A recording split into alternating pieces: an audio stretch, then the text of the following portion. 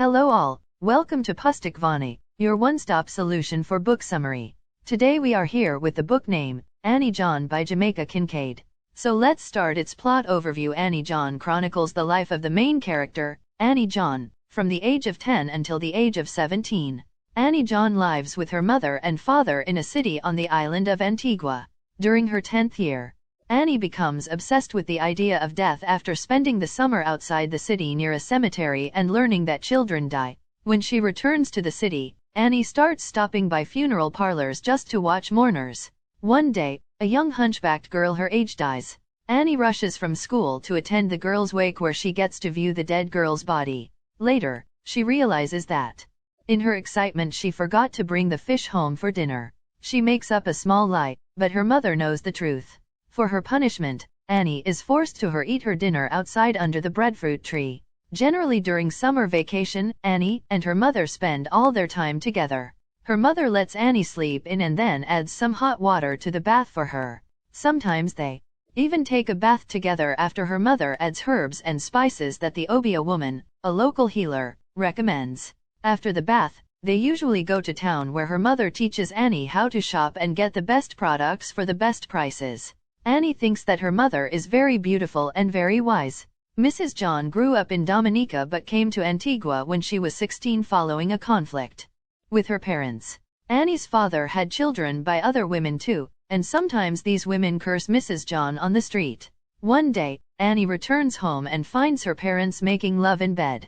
She feels rejected when seeing them because she is not part of their union. In particular, she feels angry at her mother's neglect of their special relationship and starts to view her coldly. When Annie starts school, she becomes best friends with Gwen.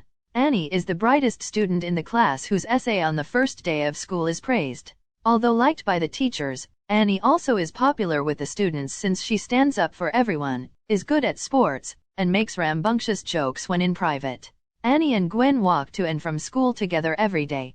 Annie tries to use their relationship to assuage her grief at being neglected by her mother, but it does not entirely work.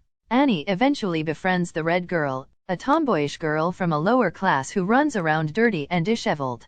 Annie admires her unstructured, carefree life and Annie starts to mimic her by playing marbles. Annie also begins a pattern of petty thievery to buy the Red Girl presents and lies daily, so that she can meet up with the Red Girl after school. One day Annie's mother catches her coming out from under the house, where Annie hides her stolen loot. Her mother sees her with a marble and searches everywhere to find Annie's stash. Annie denies that she has any other marbles despite her mother's entreaties and takes pleasure in her mother's inability to find them. Eventually, Annie starts to menstruate and the Red Girl moves away, so Annie stops playing marbles altogether. Annie's good grades make her the prefect of her class, despite her occasionally mischievous behavior. One day during a history lesson, Annie grows bored because she knows the material and starts reading ahead in her book. She finds out that Christopher Columbus was imprisoned later in his life for having offended the Queen.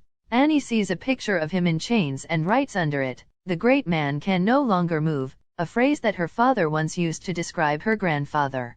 Her teacher, Miss Edward, sees her and upbraids her for blasphemous behavior. Annie is sent to the principal who takes the prefect position away from her and orders her to copy Book I and Book II of Milton's Paradise Lost.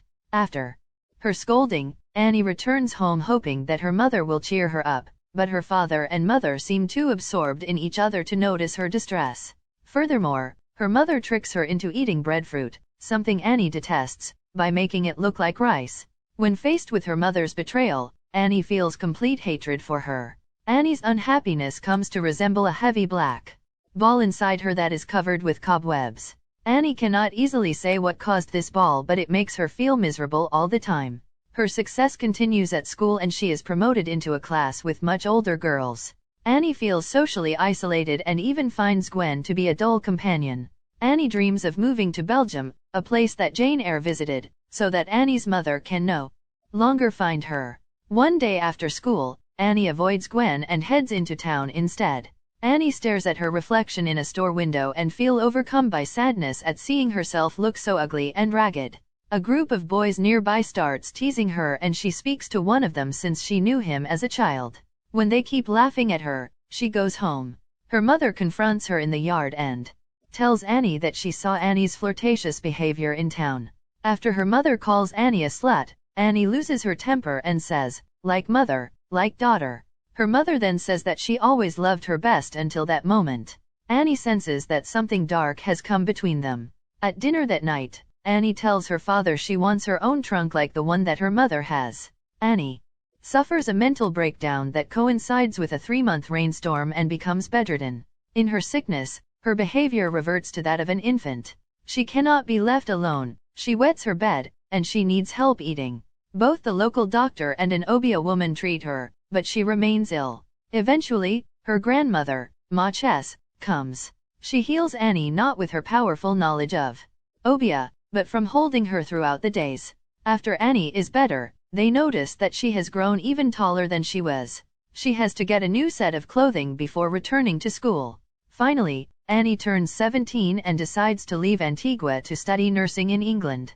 Now she looks forward to living a separate life and being away from her mother. As she walks to the boat with them, she remembers her young life with its warmth, but acknowledges that there is no space left for her at her parents' house. Her parents wave goodbye as she disappears on the boat and Annie lies in her cabin with expectations of the future.